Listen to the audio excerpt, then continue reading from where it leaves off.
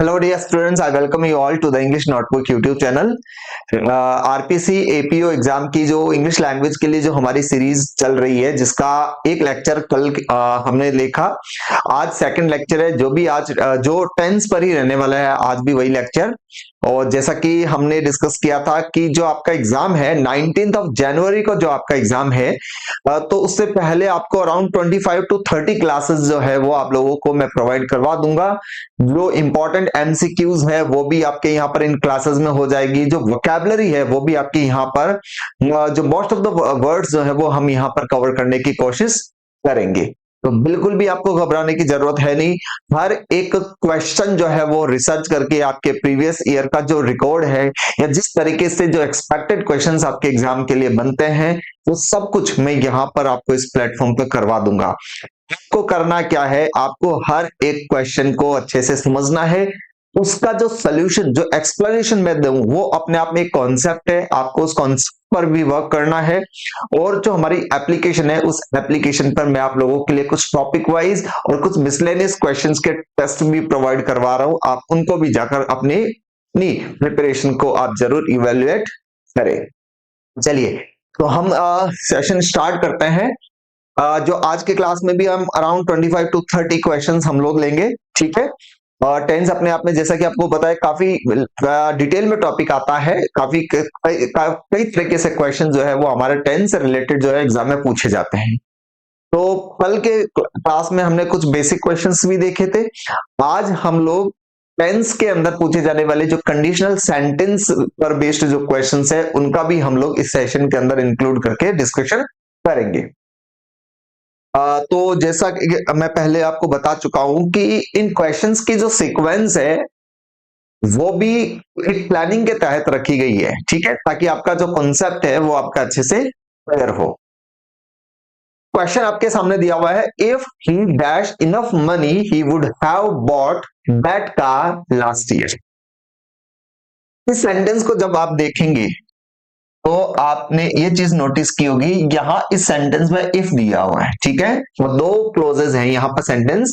एक if he dash enough money, एक part sentence का ये हुआ, और सेकंड पार्ट आपका हुआ if he would have bought that car last year.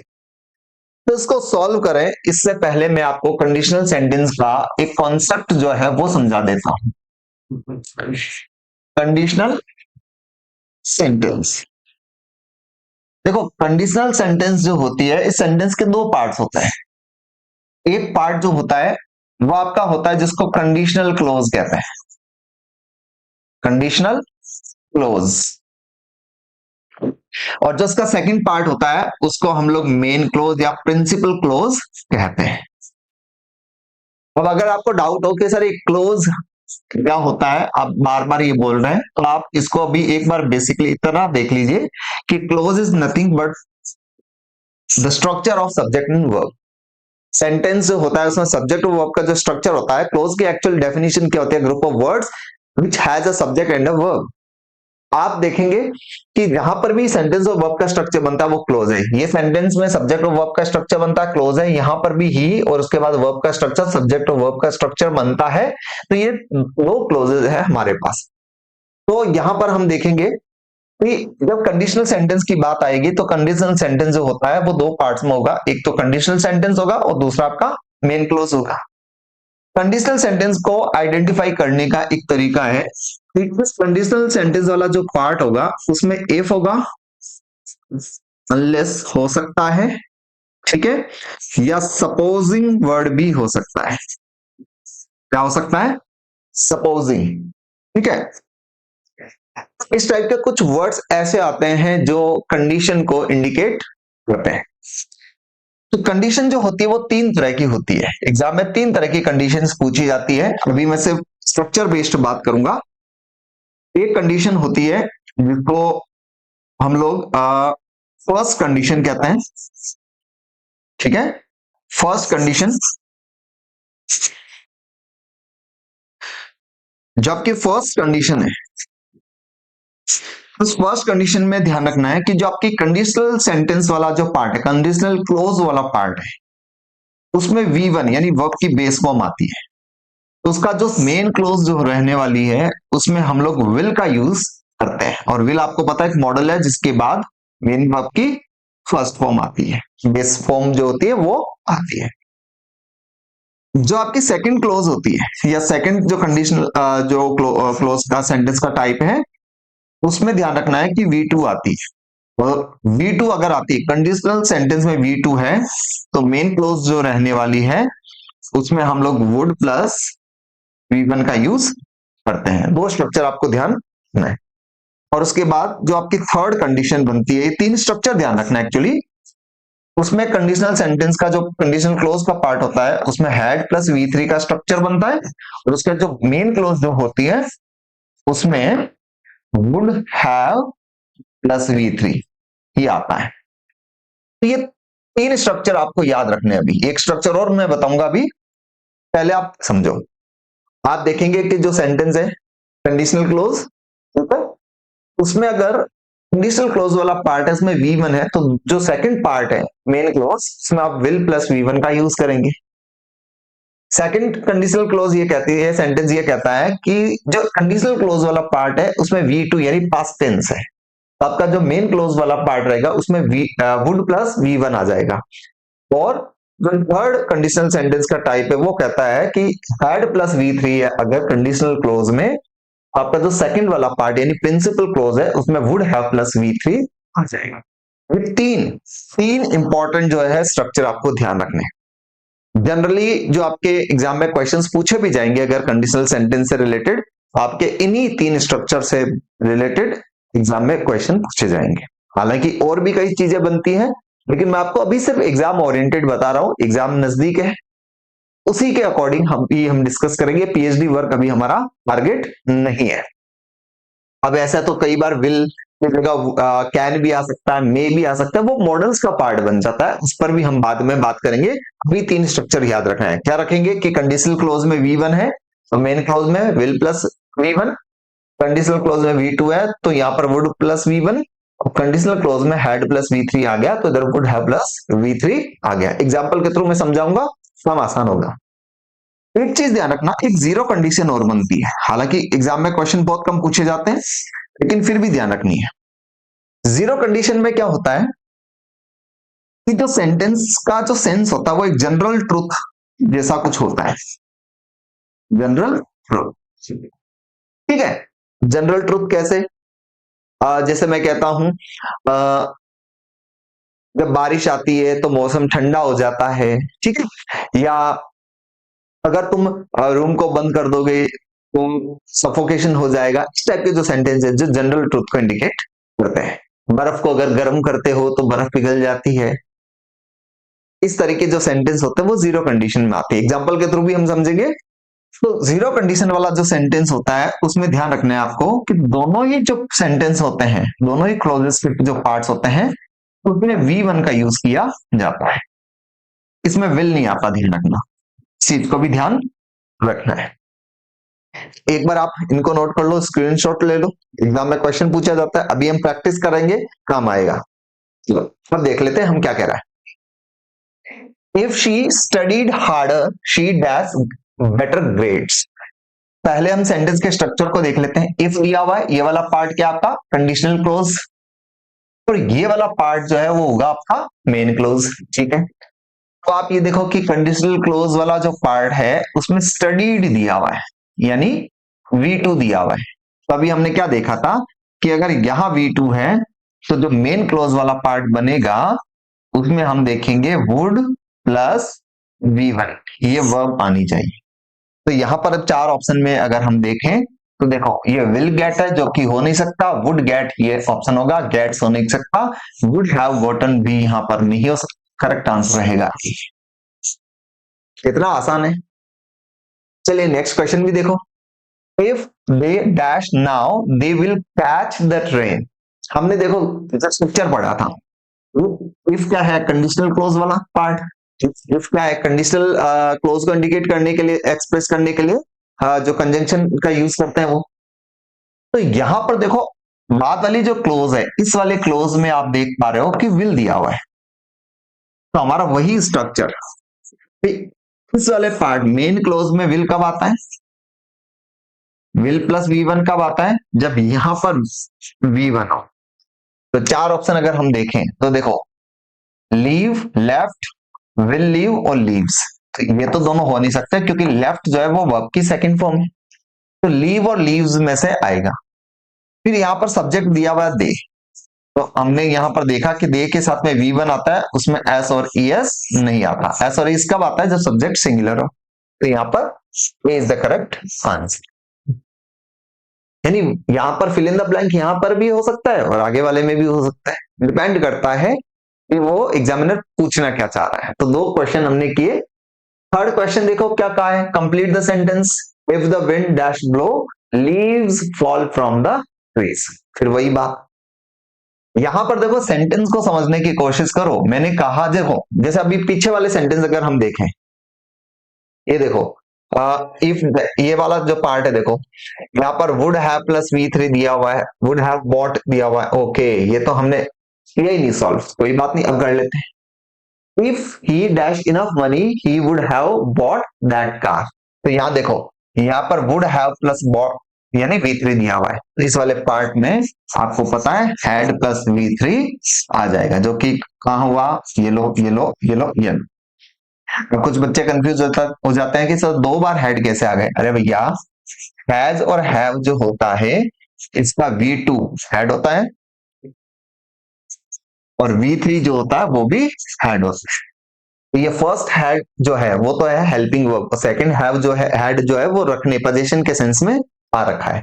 तो यहाँ पर करेक्ट आंसर रहेगा C. If he had enough money he would have bought that. और ये आपने देखा थर्ड कंडीशन है, कौन सी कंडीशन? थर्ड कंडीशन जो हमने अभी थोड़ी देर पहले देखा थे, third condition head plus V3। ये वाला पार्ट देखो, यहाँ पर देखो ये सेकंड कंडीशन है, और ये वाला जो सेंटेंस है ये आपने देखा फर्स्ट कंडीशन है। तो ये जो पार्ट है सेंटेंस का, लाइक इस वाले क्वेश्चन की अगर हम बात करें तो देखो, if the wind dash blow, blow होता है जब हवा चलती है, हवा के चलने को ब्लो कहते हैं, तेज गति से चलना जो होता है दैट इज कॉल्ड ब्लो। ठीक है, leaves fall from the trees, यहां दिया हुआ है इफ, जो कि क्या है, कंडीशन क्लोज को इंडिकेट करता है। जब आप सेंटेंस पढ़ेंगे, सेंटेंस कहना चाह रहा है कि अगर तेज हवाएं चलती है तो पेड़ से पत्तियां टूटकर नीचे गिरती है, जनरल ट्रुथ है, जनरल ट्रुथ है। ऐसी सिचुएशन के अगर हम बात करें तो आपने देखा होगा ये है जीरो कंडीशन, और जीरो कंडीशन में दोनों ही तरफ V1 आता है, तो यहां पर आ जाएगा ब्लो, और विंड सिंगुलर है, उसमें आ जाएगा ऑप्शन करेक्ट होगा ए। तो ध्यान रखना, ब्लू जो है वो सेकंड फॉर्म है, ब्लॉन जो है वो थर्ड फॉर्म है, और यहां पर भी देखो V1 दिया हुआ है। अब एग्जाम में जैसे ये भी पूछे, like if you heat ice,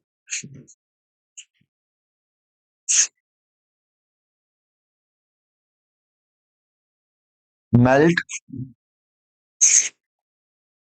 melts, will melt। तो जब यहां पर देखो, इफ यू हीट आइस, अगर आप बर्फ को गर्म करते हो तो ऑब्वियसली वो पिघलेगी, जनरल ट्रुथ है। तो यहां पर भी V1 है तो इधर भी V1 आएगा, ऑप्शन आ जाएगा मेल्ट, और मेल्ट्स में से मेल्ट। ओके, इट सिंगुलर है, ऐसे भी ध्यान रखना है। कंडीशनल सेंटेंस के क्वेश्चन को सॉल्व करने से पहले आपको टाइप ऑफ कंडीशनल सेंटेंस पहचानना है, उसके बाद हम वर्ब फिल करेंगे। तो चार सेंटेंस के अंदर हमने चार स्ट्रक्चर सीखे। अब हम एक काम करते हैं, इन्हीं स्ट्रक्चर को और बेहतरीन बनाने के लिए, कोई डाउट ना रह जाए, इसके लिए हम कुछ और प्रिपरेशन कर लेते हैं, कुछ और एग्जांपल की प्रैक्टिस कर लेते हैं। तो थोड़ा टेंटिवली देखना, ध्यान से देखना। If we meet at 9:30, if देखा कंडीशनल क्लोज है ये हमारी, इसमें यहां पर आप देख रहे हो मीट, मीट क्या है V1, तो ऑब्वियसली हमें पता है डैश प्लेंटी ऑफ टाइम, अगर हम 9:30 अगर मिल लेते हैं तो हमारे पास खूब समय है, तो यहां पर आ जाएगा we will have, we will have. Conditional clause में V1 है तो इधर आ गया will plus first form. If I hadn't studied, यहां देखो, यहां दिया हुआ है had plus V3। If I hadn't studied तो ऑब्वियसली यहां पर आ जाएगा would have प्लस V3, तो हो जाएगा would have failed, would have failed। फिर आया if we lived in the country, देखो if है, इधर आ गया lived V2, उधर आ जाएगा would प्लस V1, would और play आ गया। जो स्ट्रक्चर पढ़े उसी पर बेस्ड क्वेश्चन देखो, if we lived in the country, lived verb की सेकंड फॉर्म है, तो मेन क्लोज जो है उसमें वुड प्लस P1 आ जाएगा, that is the kids would play outside all day long. फिर आया 8 नंबर, देखो इफ यू, कंडीशनल क्लोज में ब्लैंक दिया हुआ है, तो मेन क्लोज से डिसाइड कर लेंगे, if you dash drop the glass it will break, अगर ग्लास गिरा दोगे तो टूट जाएगा, यहाँ पर विल दिया हुआ है, तो ऑब्वियसली यहाँ पर V1 आ जाएगा, और V1 इसके हिसाब से क्या जाएगा, ड्रॉप। देखो कितने आसान होते जा रहे हैं। If they had found him early, देखो इफ से पता चला कंडीशनल क्लोज है, हैड फाउंड दिया हुआ है, तो हैड प्लस V3 है, तो इधर आ जाएगा would have plus V3, they would have, और सेव की थर्ड फॉर्म क्या हो गई, saved, they would have saved him. Last question, if I had a teleporting device, अगर मेरे पास टेलीपोर्टिंग डिवाइस होती तो मैं पूरे वर्ल्ड में, पूरी दुनिया में ट्रेवल करता इन अ जिफी। इन अ जिफी का मीनिंग होता है in a very short amount of time, बहुत जल्दी में, ठीक है, थोड़े ही वक्त में मैं पूरी दुनिया में ट्रेवल करके आ जाता। तो यहां पर देखो यहाँ हैड दिया हुआ है, ऐसे क्वेश्चन में बच्चे गलती कर देते हैं, वो सिर्फ हैड देखकर, हमने क्या देखा, कंडीशनल क्लोज में क्या है, हैड प्लस V3, तो मेन क्लोज में क्या होगी, would have plus V3, but यहां पर हैड दिया हुआ है, और अभी हमने थोड़ी देर पहले भी डिस्कस किया था, ये देखो ये हैज जो है इसकी सेकंड फॉर्म हैड और थर्ड फॉर्म होती है हैड, यानी हैड जो है वो V2 भी होती है। तो यहां पर देखो जो सेंटेंस दिया हुआ है उसमें हैड दे रखा है, हैड के बाद में अ टेलीपोर्टिंग डिवाइस यानी V3 नहीं है, तो ये वर्ब की कौन सी फॉर्म है, सेकंड फॉर्म, सेकंड फॉर्म है, तो यहाँ पर वुड प्लस V1 आएगा, क्या आ जाएगा, वुड ट्रेवल। अब अगर आपने वुड हैव ट्रेवल्ड लगा दिया तो गलत हो जाएगा, अगर ये सेंटेंस ऐसा होता if I had a teleporting device, तब यहाँ पर आप वुड हैव ट्रेवल्ड लगा सकते थे। तो ये पूरे कंडीशनल सेंटेंस के लगभग जो क्वेश्चन है वो आपके इन 4 स्ट्रक्चर से वो बन सकते हैं, दोबारा देखना, V1 है तो विल, V2 है तो वुड, और हैड प्लस V3 है तो वुड हैव प्लस V3। उम्मीद है ये कॉन्सेप्ट आपका क्लियर हो गया होगा। चलिए इसके बाद हम देखते हैं question number 11, if I dash a bird I would fly across the ocean. ऐसे जो सेंटेंसेस होते हैं इनको हाइपोथेटिकल सेंटेंसेस कहते हैं। हाइपोथेटिकल, हाइपोथेटिकल का मीनिंग होता है इमेजिनरी। अरे इमेजिनरी सेंटेंसेस वो होते हैं जिनके कंप्लीशन का कोई भी चांस नहीं होता, वो सिर्फ बैठे बैठे परिकल्पना की जाती है। तो यहां पर एक व्यक्ति जो कह रहा है कि अगर मैं एक पक्षी होता तो मैं पूरी दुनिया में ट्रेवल करता। ऐसे जो सेंटेंसेस होते हैं, ऐसे जो सेंटेंसेस होते हैं उसमें जो वर्ब आती है वो ध्यान रखना, वर्ब आती है या कोई जो आपकी प्राइमरी ऑक्सिलरी वर्ब्स होती है, इजेम और वॉज वर्ब में से सिर्फ वर्ब आती है, सब्जेक्ट चाहे सिंगुलर हो चाहे प्लूरल हो, और अदर जो वर्ब्स होती है वो सेकंड फॉर्म में रहती है। तो यहां पर देखो इफ दिया हुआ है, if I were a bird, if I were a bird, अगर मैं एक पक्षी होता तो मैं I would fly across the ocean. ऐसा ही सेंटेंस देख लो, एक ऐसे भी देख लें, if I were an apple. If I were an apple, she would eat me. If I were an apple, she would eat me. अगर मैं एक एप्पल होता तो वो मुझे खा, इमेजिनरी है, परिकल्पना है, तो ऐसे सेंटेंसेस में सब्जेक्ट चाहे कैसा भी हो, एज अ वर्ब आप यूज करते हो वर। ठीक है, तो यहां पर हो गया ये लो। नेक्स्ट है I dash drew some money from an ATM 5 hours अगो। ज्यादा डिटेल में जाने की जरूरत नहीं है, पिछला जो सेशन अगर आपने अच्छे से देखा, आप बहुत इजी वे में इस क्वेश्चन को सॉल्व कर सकते हो। 5 years अगो दिया हुआ है, 5 घंटे पहले। पास का एक स्पेसिफिक टाइम है, इस सेंटेंस में कोई पास का स्पेसिफिक टाइम दिया हुआ है, एक्शन कब हुआ, 5 hours अगो, V2 आ जाएगा। कहां जाएगा, हैज ड्रॉन प्रेजेंट परफेक्ट है, हैज बीन ड्राइंग नहीं हो सकता, सी आंसर हो गया। और ये क्वेश्चन मैं इसलिए लेके आया हूं, ये 3 फॉर्म्स आपको ध्यान रखनी है, एग्जाम में पूछा जाता है, एग्जाम में पूछा जाता है, सॉरी, ड्रॉ, ड्रू और ड्रॉन।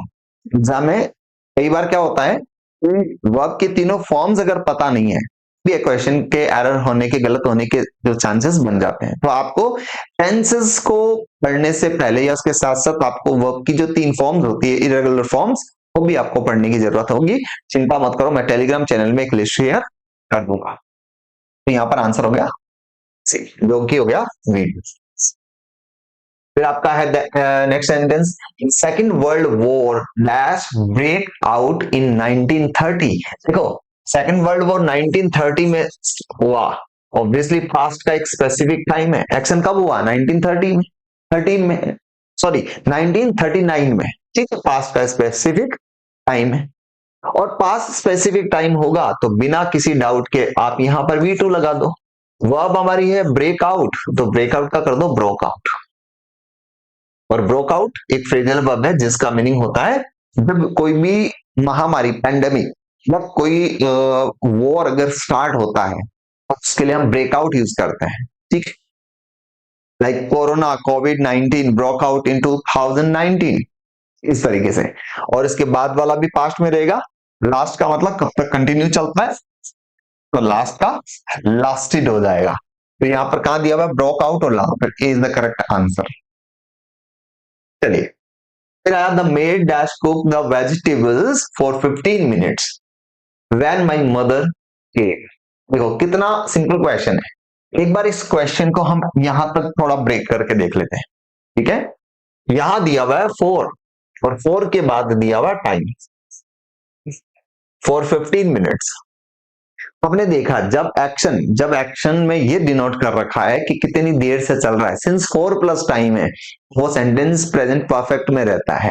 लेकिन इसी सेंटेंस के अंदर सेम लगाकर हमने यहां पर ये भी डिनोट कर दिया कि ये जो सेंटेंस है वो फास्ट का है। इट मीन्स ये सेंटेंस रहेगा फास्ट परफेक्ट कॉन्टिन्यूस में। तो यहां पर देखो, हैज बीन कुकिंग, तो एक प्रेजेंट है, हो नहीं सकता, हैड बीन कुकिंग, ये रहा past perfect continuous, had been cooking आ जाएगा। और अगर ये वाला पार्ट नहीं होता आगे वाला, तो हम इसमें हैज बीन कुकिंग भी लगा सकते थे। तो ध्यान रखना, सेंटेंस में अगर 4 प्लस टाइम या सिंस प्लस टाइम हो तो सेंटेंस रहेगा प्रेजेंट परफेक्ट कॉन्टिन्यूस में, और ये सेंटेंस पास्ट का है तो प्रेजेंट परफेक्ट कॉन्टिन्यूस को रिप्लेस कर दिया पास्ट परफेक्ट कंटिन्यूअस में। नेक्स्ट है we dash understand the poem after the teacher had explained it. Sentence solve करो, इसके साथ साथ उसके मीनिंग्स को भी समझो। इसीलिए मैंने कहा जहां जरूरत पड़ेगी, जैसे मैंने क्या कहा, पास्ट स्पेसिफिक टाइम है तो पास्ट सिंपल यानी V2 लगा दो। लेकिन कई सेंटेंस ऐसे भी होते हैं जिनके मीनिंग को भी थोड़ा और अच्छे से समझने की आवश्यकता होती है। यहाँ पर कितना सिंपल सा क्वेश्चन है, मैंने कहा we dash understand the poem after the teacher had explained it. यहां पर देखो टीचर हैड एक्सप्लेन्ड इट दिया हुआ है, ये पास्ट परफेक्ट है। कहना ये चाह रहा है कि हमें पोएम कब समझ में आई, टीचर ने एक्सप्लेन किया और एक्सप्लेन करने के बाद हमें पोएम समझ में आई। तो ये सेंटेंस में देखो पास्ट एक्शन से, और पास्ट एक्शन में जो एक्शन पहले होता है वो अर्लियर एक्शन है, और जो एक्शन बाद में हुआ दैट इज लेटर एक्शन। जो अर्लियर एक्शन होता है वो हैड प्लस V3 में आता है, यानी वो पास्ट का भी पास्ट होता है, और लेटर एक्शन जो होता है वो V2 में आता है। यानी जो एक्शन पास्ट के भी पास्ट में आता है वो हैड प्लस V3 में आता है। तो यहां पर हैड प्लस V3 ये दिया हुआ है, ये कौन सा आपका अर्लियर एक्शन और ये लेटर एक्शन, क्योंकि पोइम को एक्सप्लेन किया, एक्सप्लेन करने के बाद हमें पोइम समझ में आई, तो पहले ये वाला एक्शन हुआ है, उसके बाद ये वाला एक्शन हुआ है, तो ये V2 में रहेगा। तो अंडरस्टैंड की V2 होती है स्टूड, ये लो। और अगर इसको हम थोड़ा सा भी अगर अकॉर्डिंग देखें तो ये भी आप ध्यान रख सकते हो, जैसे जब सेंटेंस पास्ट में हो, ठीक है, अगर आप शॉर्टकट में देखना चाहो, जब सेंटेंस अगर पास्ट में हो और अगर वही सेंटेंस आफ्टर से कनेक्टेड हो, आफ्टर से, तो जनरली आफ्टर के बाद हैड प्लस V3 आता है, आफ्टर से पहले आ जाएगा V2। वही सेंटेंस अगर बिफोर से कनेक्टेड हो,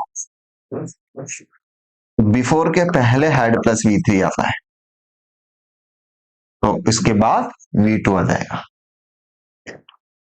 आफ्टर दिया हुआ है, आफ्टर के बाद हैड प्लस V3, तो यहां पर V2 आ जाएगा, जो कि होगा understood.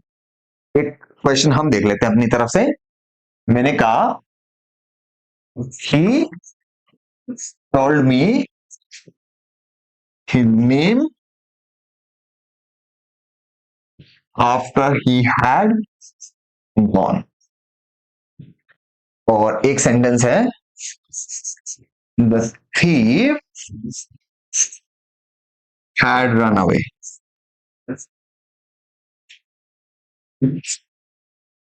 Before I opened the gate। देखो, जो हमने अभी शॉर्टकट देखा उसको इन सेंटेंसेस से समझ सकते हैं।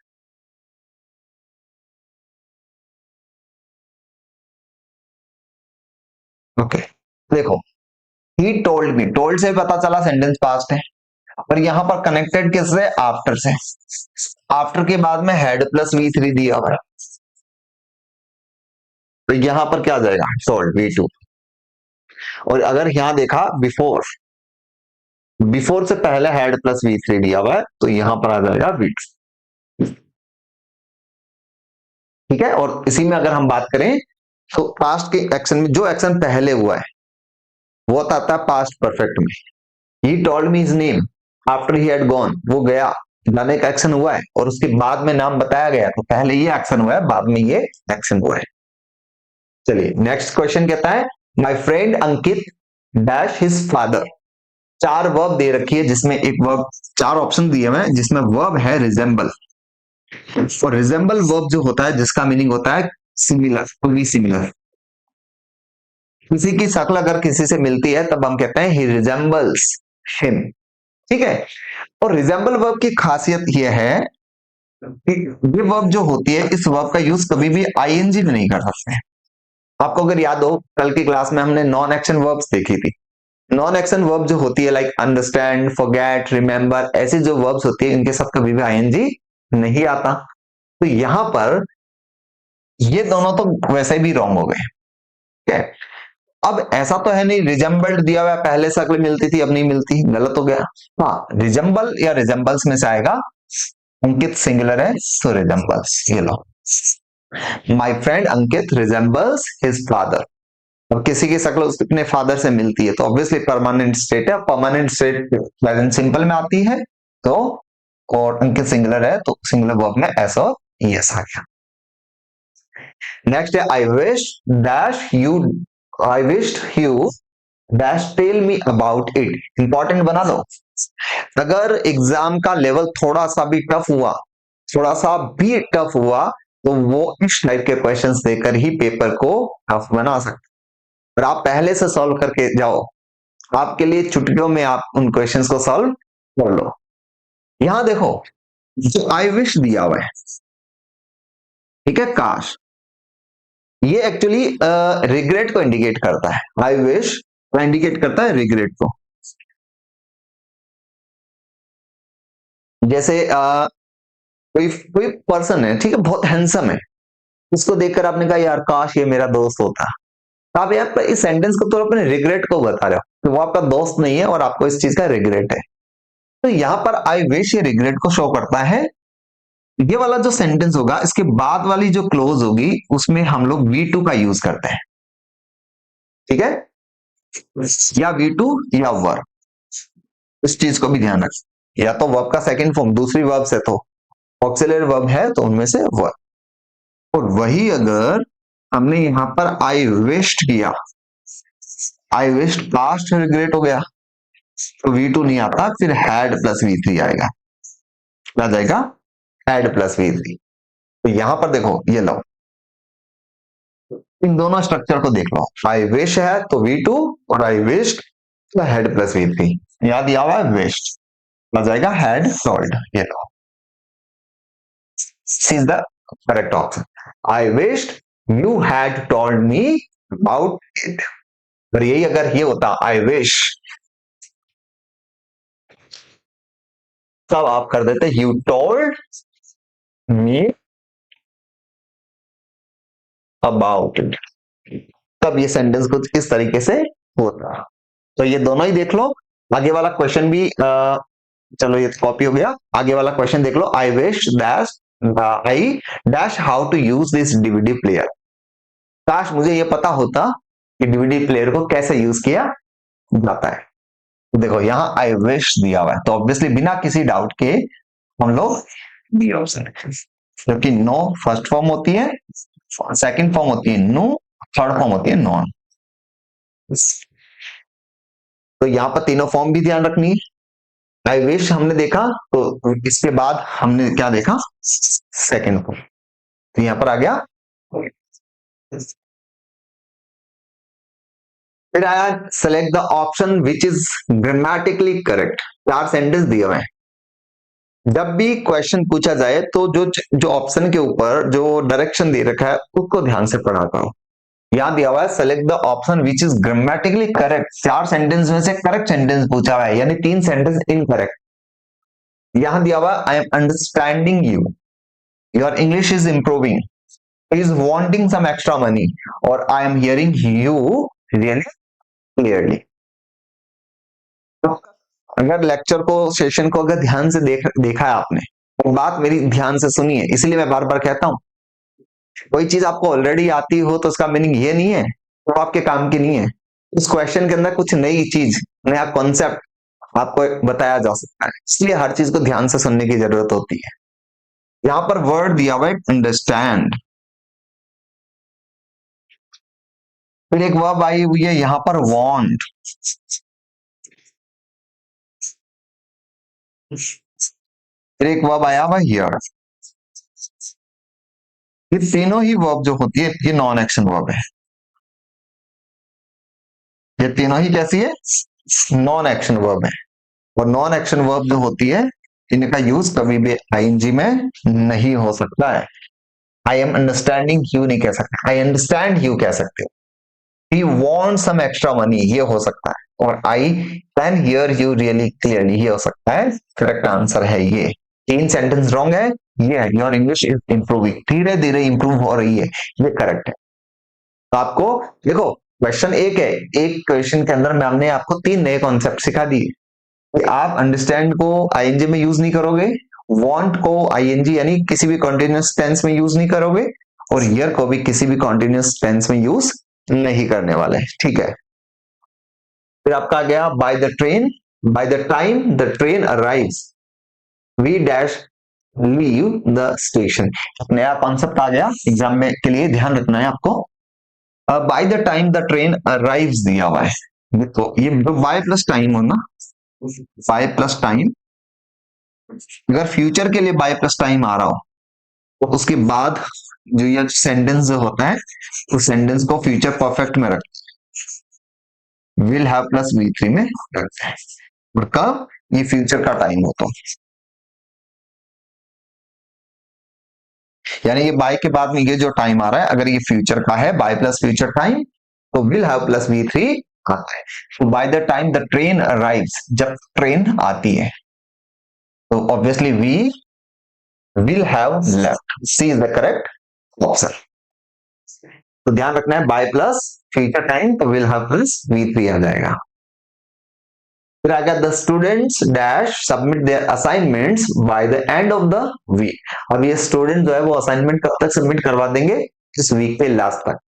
तो देखो फिर वही बात, बाय आ गया, बाय के बाद में टाइम आ गया, by plus time, will have plus V3 future का परफेक्ट, विल हैव सबमिटेड, ये लो नया पैटर्न था।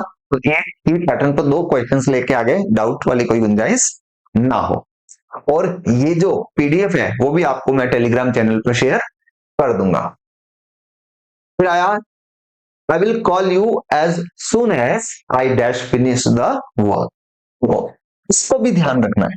आई विल कॉल यू, मैं तुम्हें कॉल कर दूंगा कब, जैसे ही मैं वर्क को फिनिश कर दूं। तो ध्यान रखना है आपको, जैसे till, until, as soon as, ठीक है ना, as soon as, if, unless, when, ये जो है ये बताता है कि आगे वाला पार्ट या तो टाइम या कंडीशनल क्लोज है।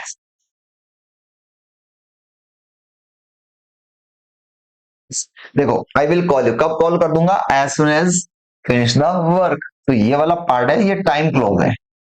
तो ये जो वर्ड्स मैंने आपको बताए हैं, इन वर्ड्स के बाद कभी भी आप फ्यूचर यानी शैल और विल का यूज नहीं करते। तो यहां पर विल ये तो आ नहीं सकता, प्रेजेंट पे रख दोगे इसको, आई फिनिश, आई फिनिश।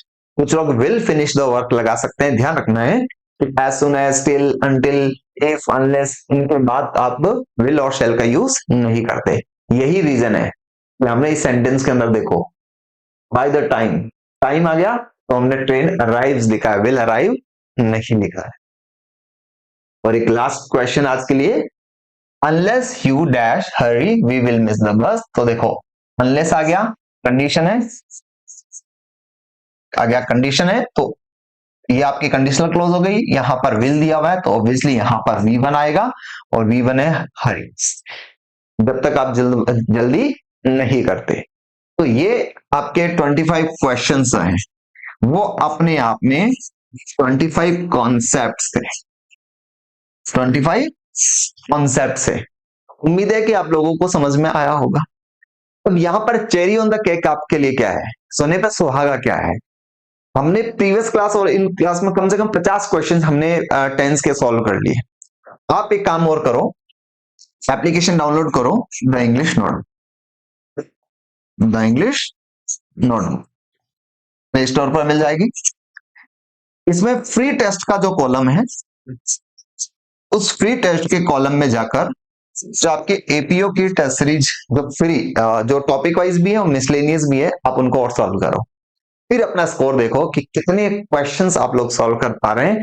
आपको पता चलने लग जाएगा कि जो हम क्लास ले रहे हैं क्या हमसे भी क्वेश्चन सॉल्व हो पा रहे हैं, या सर जो पढ़ा रहे हैं सिर्फ हमें वही लग रहा है समझ में आ रहा है, जब हम कर रहे हैं सॉल्व तो हमें समझ में नहीं आता।